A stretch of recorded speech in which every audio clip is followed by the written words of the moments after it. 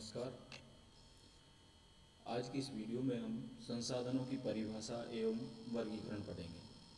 इससे पूर्व के वीडियो में हमने संसाधन भूगोल क्या है, उसका क्या महत्व है, संसाधन भूगोल का विकास किस प्रकार से हुआ का अध्ययन किया था। आज हम रिसोर्स किसे कहते हैं, रिसोर्स कितने प्रकार के होते हैं और उनका वर्गीकरण का क्या आधार है, इसका अध्ययन करेंगे। संसाधन की अवधारणा। संसाधन एक ऐसी प्राकृतिक और मानवीय संपदा है जिसका उपयोग हम अपनी आवश्यकताओं की पूर्ति में करते हैं। दूसरे शब्दों में, मानवीय जीवन की प्रगति, विकास तथा अस्तित्व संसाधनों पर निर्भर करता है। हम कहें कि जो मनुष्य की जो प्रोग्रेस है, उसका डेवलपमेंट है और उसका जो अस्तित्व है वो संसाधनों पर निर्भर करता है। जितने हमारे पास में ज़्यादा संसाधन होंगे, हम उतने ही अधिक प्रगतिशील, विकासवान और संपन्न होंगे। प्रत्येक प्राकृतिक संसाधन मानव जीवन के लिए उपयोगी है, किंतु उसका उपयोग उपयुक्त तकनीकी के विकास द्वारा ही संभव है। भूमि, सूर्यताप, पवन, जल, वन एवं वन्य प्राणी मानव जीवन की उत्पत्ति से पूर्व विद्यमान थे। इनका क्रमिक विकास तकनीकी विकास के साथ ही हुआ। इस प्रकार मनुष्य ने अपनी आवश्यकता अनुसार संसाधनों का विकास कर दिया है। अतः पृथ्वी पर विद्यमान तत्वों को जो मानव द्वारा ग्रहण किए जाने योग्य हों, संसाधन कहते हैं। क्या हुआ संसाधन? कि पृथ्वी पर जो भी वस्तु हैं जो मनुष्य के काम आ रही है, उसका उपयोग किया जा सकता हो, उनको हम संसाधन की कैटेगरी में रख सकते हैं। अब आती है इनकी परिभाषा। सबसे पहले हम जिमरमैन, जिसने कि संसाधन भूगोल का विकास किया था, स्थापना की थी। जिमरमैन के अनुसार संसाधन का अर्थ किसी उद्देश्य की प्राप्ति करना है। यह उद्देश्य व्यक्तिगत आवश्यकताओं तथा सामाजिक लक्ष्यों की पूर्ति करना है।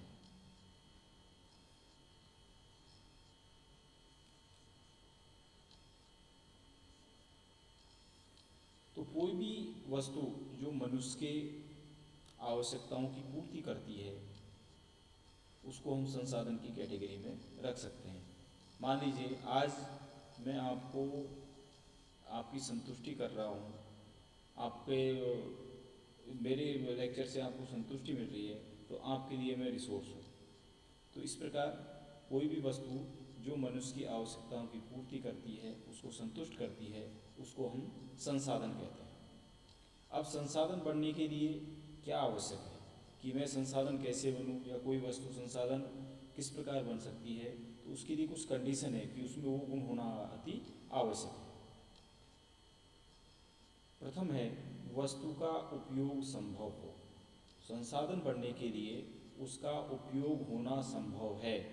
जिस प्रकार से मान लीजिए कोई चीज़ भूतल में छिपी हुई है, या कोई ऐसा संसाधन जिसका उपयोग नहीं हो रहा, तो जब तक उसका उपयोग नहीं किया जाएगा वो वस्तु संसाधन की कैटेगरी में नहीं आएगी।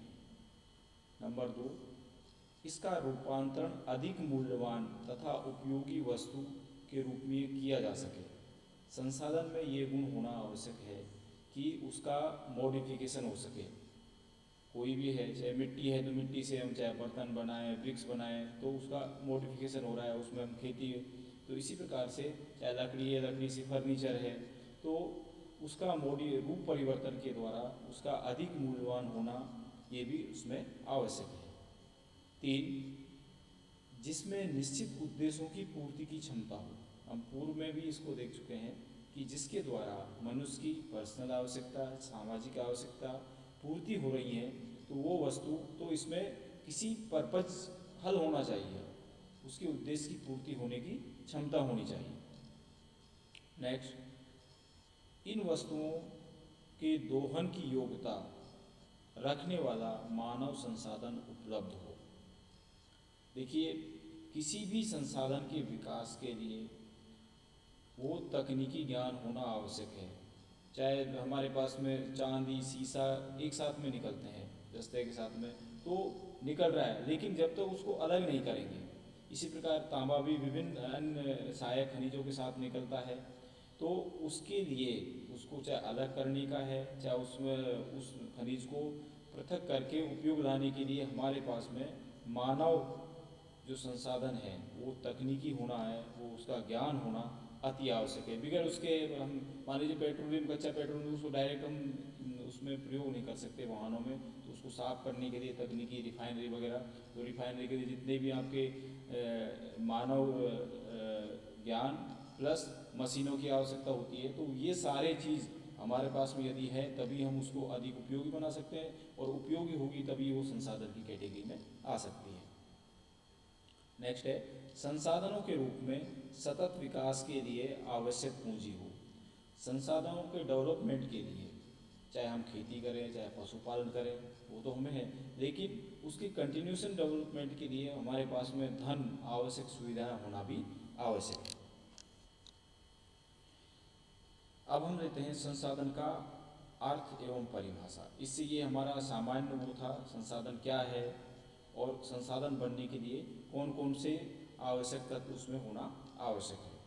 संसाधन शब्द अंग्रेजी भाषा के रिसोर्स शब्द का पर्याय है, जो दो शब्दों री तथा सोर्स से मिलकर बना है, जिसका आशय क्रम से री का मतलब होता है दीर्घ अवधि या पुनः, री का मतलब होता है RE का मतलब होता है दीर्घ अवधि, लंबी अवधि या पुनः, तथा सोर्स का मतलब होता है साधन या उपाय या डिवाइस। सोर्स का मतलब साधन या उपाय, युक्ति, अर्थात प्रकृति में उपलब्ध वे साधन जिन पर कोई जैविक समुदाय दीर्घ अवधि तक निर्भर रह सके तथा पुनः पूर्ति या पुनर्निर्माण की क्षमता हो, उसे हम संसाधन कहेंगे। दीर्घ अवधि तक उस पर और पुनर्निर्माण की क्षमता हो कोई भी साधन वस्तु, तो वो संसाधन कहलाएगा। उदाहरण के लिए प्रकृति में वायु, सूर्य ताप का प्रकाश दीर्घ अवधि तक मिलते रहेंगे, जबकि वनस्पति को पुनः उत्पादित किया जा सकता है, क्योंकि उसमें से पेड़ फिर आपने हटा दिए दोबारा पेड़ उग जाते हैं। अतः स्पष्ट है कि संसाधन प्रकृति में पाए जाने वाला ऐसा पदार्थ या गुण या तत्व होता है जो मानवीय आवश्यकताओं की पूर्ति करने की क्षमता रखता हो। जो मनुष्य की आवश्यकताओं की पूर्ति की क्षमता रखता हो उसको हम संसाधन कह सकते हैं।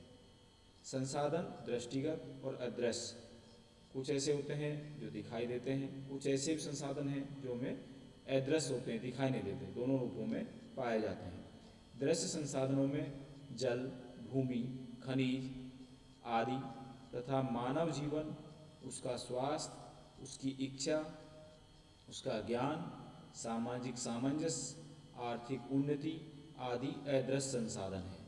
तो मनुष्य के उसके मन में क्या चल रहा है, उसका स्वास्थ्य किस प्रकार का आगे रहेगा या है, ये सब इच्छा, ज्ञान, सामाजिक सामंजस्य, ये सारे अदृश्य संसाधन हैं। और जो हमें धरातल पर, चाहे वो जल है, भूमि है, खनिज पदार्थ हैं, वनस्पति है, ये सारे दृश्य संसाधन जिसको हम आंखों से देख सकते हैं। तो ये संसाधन जो वो पदार्थ जो मनुष्य की दीर्घ अवधि या जिनका पुनः उत्पादन किया जा सके उसको हम संसाधन कहते हैं। अब आते हैं संसाधन की परिभाषा। पहली है समाज विज्ञान कोश। संसाधन मानवीय पर्यावरण के वो पक्ष हैं जिनके द्वारा मानव की आवश्यकताओं की पूर्ति में सुविधा होती है तथा सामाजिक उद्देश्यों की पूर्ति होती है। समाज विज्ञान के अनुसार क्या है कि संसाधन मानवीय पर्यावरण, मानव प्लस पर्यावरण के वो पक्ष हैं जिनके द्वारा मानव की आवश्यकताओं की पूर्ति में सुविधा होती है, मनुष्य की आवश्यकता पूर्ति में सुविधा होती है। तथा सामाजिक। जब खुद की होगी तो समाज की, एक व्यक्ति की होगी तो परिवार की होगी, परिवार की होगी तो टोटल समाज की होगी। नंबर 2 है जिम्मरमैन, संसाधन पर्यावरण की वो विशेषताएं हैं, वो क्वालिटीज है पर्यावरण की जो मनुष्य आवश्यकताओं की पूर्ति में सक्षम मानी जाती हैं, जो मनुष्य की आवश्यकताओं की पूर्ति करने के लिए सक्षम मानी जाती हैं। उन्हें मनुष्य की आवश्यकताओं और क्षमताओं द्वारा उपयोगिता प्रदान की जाती है। इसके बाद में कि मनुष्य की आवश्यकता की जैसे वनस्पति है, पेड़ पौधे हैं, और उसको क्या है, उसको फर्नीचर बनाना है या इमारती फर्नीचर बनाना है, और उसकी क्षमताओं के द्वारा उपयोग। अब वो उपयोग क्या है, उसको लकड़ी को काटने के बाद में फर्नीचर या वो बनाने के लिए मनुष्य अपनी क्षमताओं का उपयोग करता है। नेक्स्ट, जेम्स फिशर क्या कहता है संसाधन के बारे में? संसाधन ऐसी कोई वस्तु है जो मानवीय आवश्यकताओं तथा इच्छाओं की पूर्ति करता है। कुल मिला के एक बात आती है, जिस वस्तु से मानवीय आवश्यकताओं और इच्छाओं की पूर्ति हो रही है वो आपके रिसोर्स है। और आप ये भी जानते हैं कि पृथ्वी पर कोई भी वस्तु ऐसी नहीं है जिसका कोई उपयोग नहीं हो, बशर्ते हम उसके बारे में हमें ज्ञान होना आवश्यक है। चाहे जहर भी है, मिट्टी भी है, तो उसका हमें नॉलेज है, ज्ञान है, तो हम उसका उपयोग कर सकते हैं। नेक्स्ट, अगली परिभाषा है स्मिथ फिलिप्स के अनुसार मूलतः संसाधन केवल पर्यावरणीय कार्यशीलता है, पर्यावरणीय कार्यशील एक्टिव, जो मानव के उपयोग में आती है। डंडलेस्टाम के अनुसार संसाधन किसी आवश्यकता या कमी की पूर्ति करने वाले साधन होते हैं। किसी आवश्यकता, आपकी नीड क्या है या आपको किस चीज़ की कमी है की पूर्ति करने वाले साधन हैं। यह एक संग्रह या संरक्षित राशि होती है। चाहे हम पेट्रोलियम की बात करें, खनिजों की बात करें, सारे हैं, अब कोई नहीं बन रहे, तो ये संग्रहित राशि है जिसकी कोई भी आवश्यकता होने पर दोहन किया जा सकता है, और आवश्यकता होने पर हम उसका खोज और दोहन कर सकते हैं। अगली परिभाषा है मिचेल के अनुसार मनुष्य का ज्ञान सभी संसाधनों की जननी है। बिल्कुल सही है, क्योंकि यदि आपको ज्ञान नहीं है कि किस वस्तु का क्या उपयोग है तो आप उसको उपयोग नहीं ले सकते हैं। तो जो नॉलेज है, तकनीकी है, वो सबसे बड़ा संसाधन है। 19वीं शताब्दी में यूरेनियम का उपयोग केवल रंगीन कांच के रूप में किया जाता था। जब हमें ज्ञान नहीं था तो हम उसका और क्या उपयोग किया जाता है, तो यूरेनियम को हम एक रंगीन कांच समझते थे। लेकिन आणविक तकनीकी का आविष्कार होते ही इसका सामरिक एवं ऊर्जा संसाधन के रूप में महत्व बढ़ गया। तो जब हम इससे तो ऊर्जा उत्पन्न की जा सकती है, आणविक शक्ति इससे प्राप्त की जा सकती है, तो वही यूरेनियम आज हम बड़े अच्छे संसाधन के रूप में, कीमती संसाधन के रूप में काम आ रहा है। तो मनुष्य का तकनीकी ज्ञान, उसकी जो नॉलेज है, वो सबसे बड़ा संसाधन है। नेक्स्ट आता है संसाधनों का निर्माण। अब संसाधनों का निर्माण कौन करता है? प्रकृति करता है। लंबे प्रोसीजर की बात करते हैं। कुछ संसाधन ऐसे होते हैं जो मनुष्य के द्वारा मेड किए जाते हैं, बनाए जाते हैं। संसाधनों के निर्माण की जन्मदायिनी प्रकृति को माना जाता है। बिल्कुल सही है, क्योंकि प्रकृति ही, चाहे हमें वनस्पति है, चाहे उन्होंने सारे खनिज दिए हैं, वो लंबे प्रक्रिया के द्वारा नेचर ने बनाए। प्रकृति के अनेक तत्व स्वयं तथा संसाधन निर्माणकारी कारक दोनों रूप में पाए जाते हैं। या तो है ही, और नहीं तो वो फिर संसाधन निर्माण भी करते हैं, और अपने आप में भी संसाधन है, या फिर संसाधनों का निर्माण करते रहते हैं। लेकिन मानवीय प्रभाव से इनकी प्रकृति बदल जाती है। ह्यूमन डिस्टर्बेंस से, मानवीय दखल से इनकी नेचर बदल जाती है। इनमें वायु, जल, वनस्पति, मृदा आदि प्रमुख हैं। ये सभी तत्व जब तक मानव के प्रभाव से अप्रभावित रहते हैं, जब तक इन पर मनुष्य का अति प्रयोग नहीं होता, संसाधन के रूप में उपलब्ध रहते हैं। जल एक प्राकृतिक संसाधन है, तथा संसाधन निर्माणकारी कारक के रूप में इससे जल विद्युत निर्माण किया जाता है। बहता हुआ जल हम पीने के इसके काम में, लेकिन उसी से हमने मनुष्य के अपने ज्ञान को छोड़ाया, उसने अपने बांध बनाए, बांध से उसको छोड़ा, टरबाइन घुमाए, तो उससे जल विद्युत भी निर्माण की जा रही है या की जा सकती है। प्रकृति एक ऐसा भौतिक आधार है जिस पर मानव अपनी कुशाग्र बुद्धि एवं तकनीकी दक्षता से प्राकृतिक पर्यावरण का उपयोग करके संसाधन निर्माण में अपनी भूमिका निभाता है। नेचर एक भौतिक आधार है और मनुष्य उस पर अपनी ज्ञान, बुद्धि, तकनीकी दक्षता से पर्यावरण का उपयोग करके संसाधन निर्माण का में अपनी भूमिका निभाता है।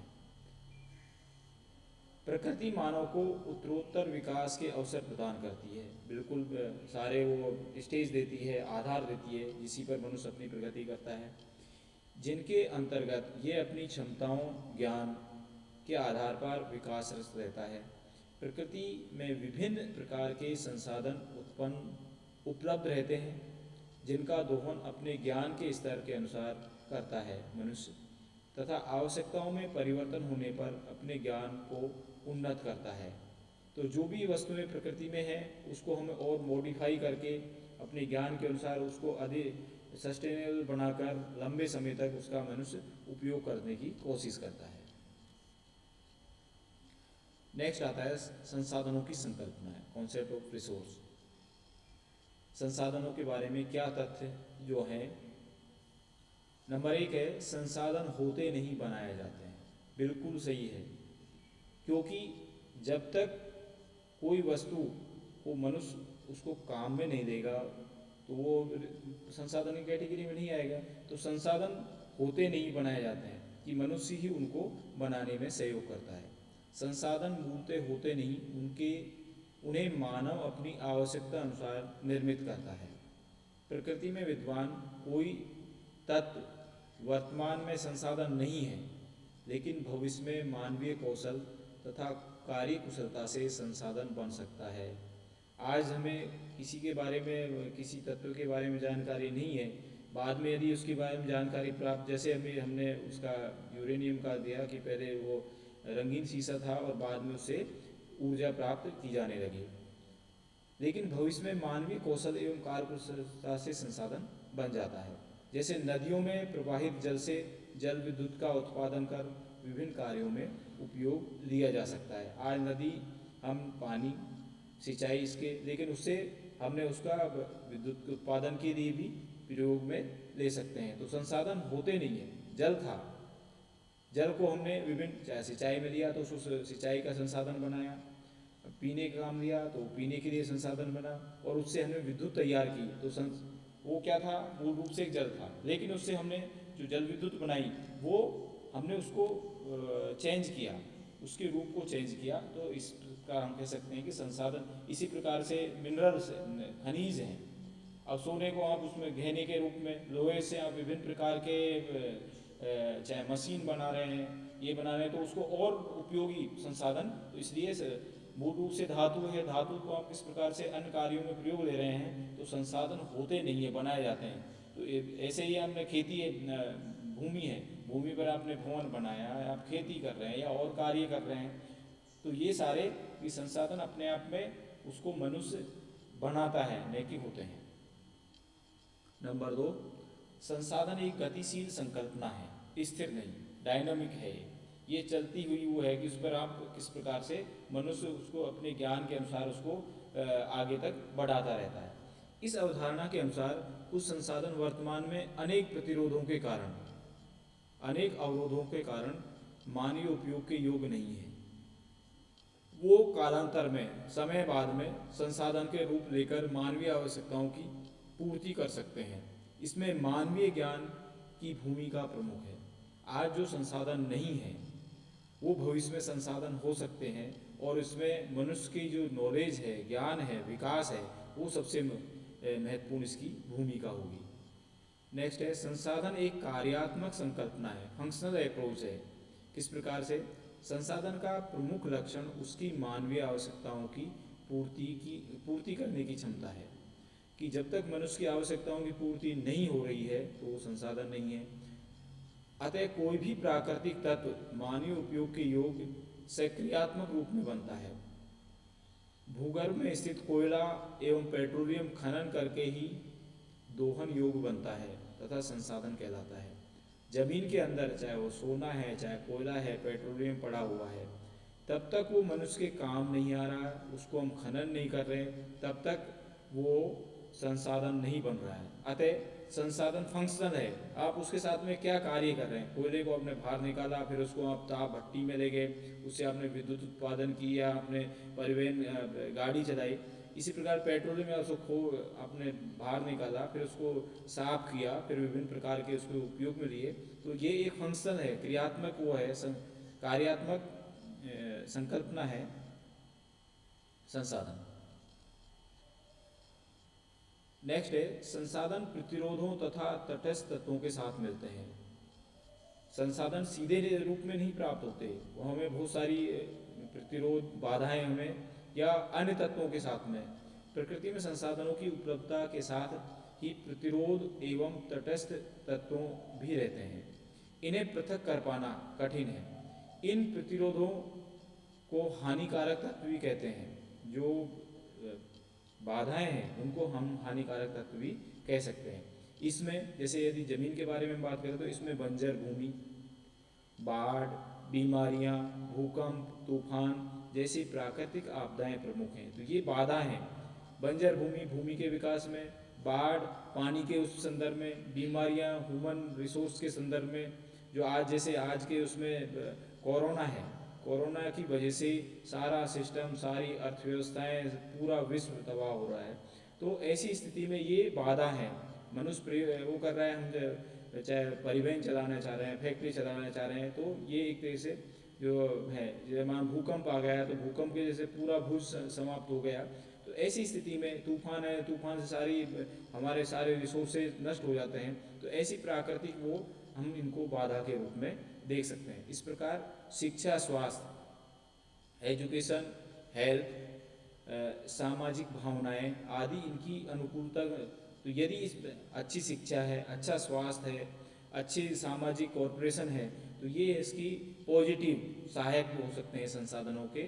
और यदि इस ये विपरीत हैं, शिक्षा अच्छी नहीं है, स्वास्थ्य अच्छा नहीं है, सामाजिक वो स्थिरता नहीं है, तो ये इसके अवरोध के रूप में जाने जाते हैं।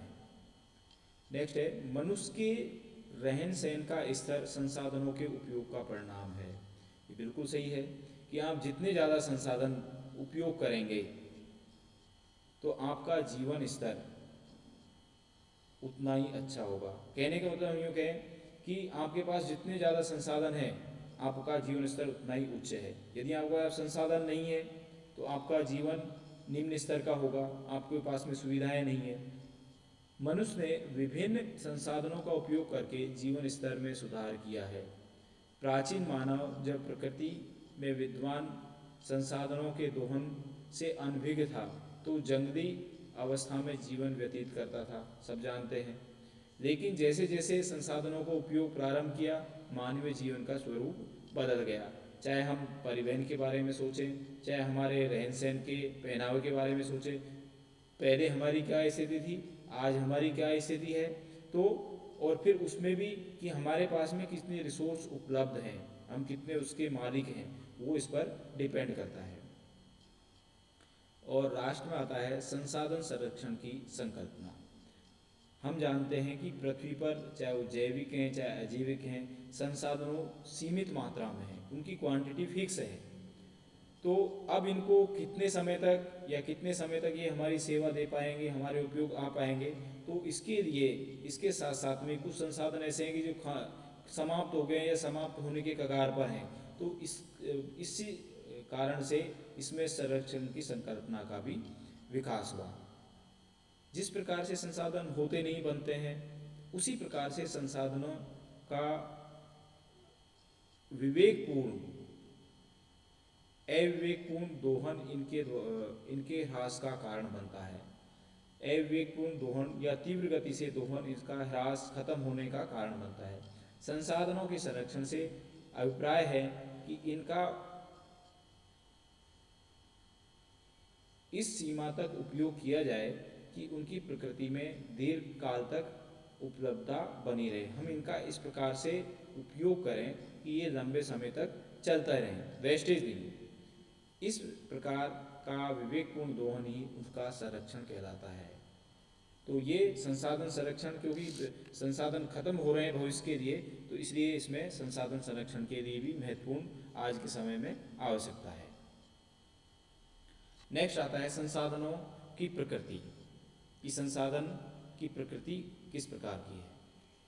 संसाधनों की प्रकृति गतिशील है, डायनामिक है, जो निरंतर परिवर्तनशील रहते हुए नवीन स्वरूप को प्राप्त करती है, चेंज होते हुए नए स्वरूप को प्राप्त करती है, तथा इसमें समय महत्वपूर्ण घटक है। टाइम के अनुसार, चाहे आपके पेट्रोलियम है, कोयला है, तो लंबे समय के पास में उस घटना के बाद में ये बने हैं। पृथ्वी पर प्रारंभिक रूप में जलवायु परिवर्तन से सघन वनस्पति आवरण विकसित हुआ, जिसका कालांतर में भूगर्भिक उलटफेर से के उपरांत कायांतरण हुआ और कोयला और पेट्रोलियम पदार्थ बने। पूर्व में विकसित प्राकृतिक वनस्पति जीवाश्मी ईंधन बन गई। इसके अलावा पर्यावरण के उपयोग द्वारा मानव ने संसाधनों की प्रकृति को बदला है।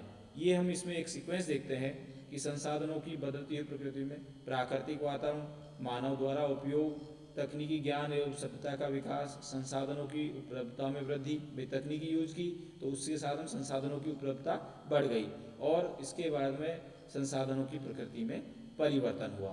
तो ये संसाधन एक लॉन्ग प्रोसेस के, इसमें समय महत्वपूर्ण हुआ है, और इस प्रकार से इनकी नेचर है। नेक्स्ट आता है संसाधन तथा पर्यावरण के मध्य अंतः संबंध, रिसोर्स एंड एनवायरमेंटल इंटरफेस। पर्यावरण के वो सभी तत्व जिनका मानवीय उपयोग संभव है संसाधन कहलाते हैं। जिसको हम उपयोग में लेते हैं वो सारे संसाधन हैं। संसाधन प्रकृति के संपूर्ण जैव जगत का आधार है, क्योंकि इसी पर सारा सिस्टम चल रहा है, जिन पर जीवों का अस्तित्व निर्भर करता है। इन सभी तत्वों पर मानव समाज के सामाजिक, सांस्कृतिक, राजनीतिक तथा आर्थिक पक्ष भी निर्भर हैं। इन सब पर, चाहे समाज का है, चाहे संस्कृति का है, राजनीतिक है, आर्थिक पक्ष, इन्हीं पर डिपेंड है। ये समृद्ध है, सारी चीज़ समृद्ध है। यदि हम इनके लिए वीक हैं तो सारी स्थिति हमारी वीक है। मनुष्य प्राकृतिक पर्यावरण के संसाधनों का उपयोग करके ही सांस्कृतिक भूदृश्य विकसित करता है। हम जो भी लैंडस्केप बनाते हैं, सांस्कृतिक एक्टिविटीज़ हैं का निर्माण करते हैं, चाहे रोड है, मकान है, इंडस्ट्री है, तो वो सब संसाधनों के उपयोग के द्वारा ही संभव है। मनुष्य अपने ज्ञान, कौशल, तकनीकी दक्षता तथा जीवीय श्रेष्ठता के कारण अन्य जीवों से आगे निकल गया है। अब इसमें सबसे जो बड़ा संसाधन है जो मनुष्य है, मनुष्य भी एक रिसोर्स है, और उसमें भी उसके जो बुद्धिशीलता है, कार्य कौशलता है, ज्ञान है, तकनीकी है, दक्षता है, वो इनके आधार पर बहुत आगे निकल गया है।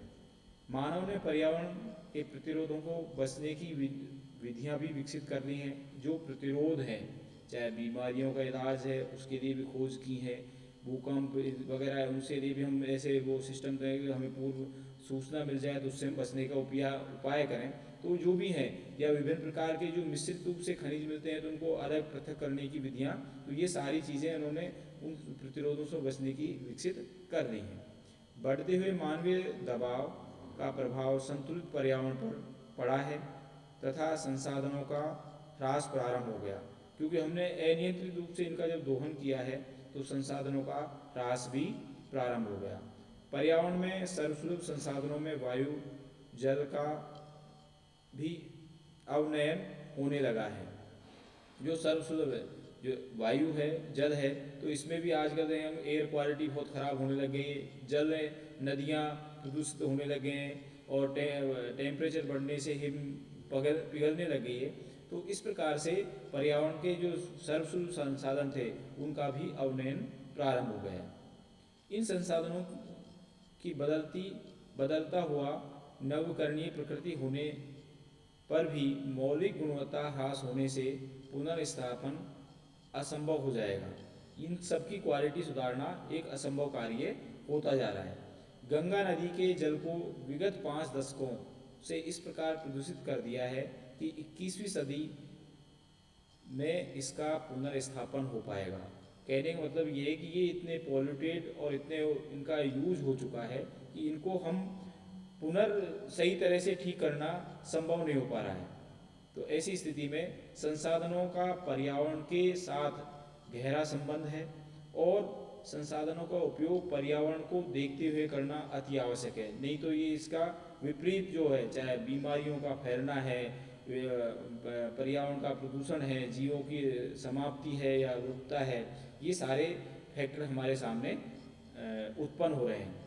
तो संसाधन किसे कहते हैं, संसाधन का अर्थ, परिभाषा, विभिन्न कॉन्सेप्ट की संसाधन के बारे में और इनका पर्यावरण से संबंध किस प्रकार से पर्यावरण से रिलेटेड है। तो ये स्टडी आज की इस वीडियो में हमने की। मैं मानता हूँ कि आपको ये समझ में आया होगा और आज के लिए इतना ही। That's all, thank you.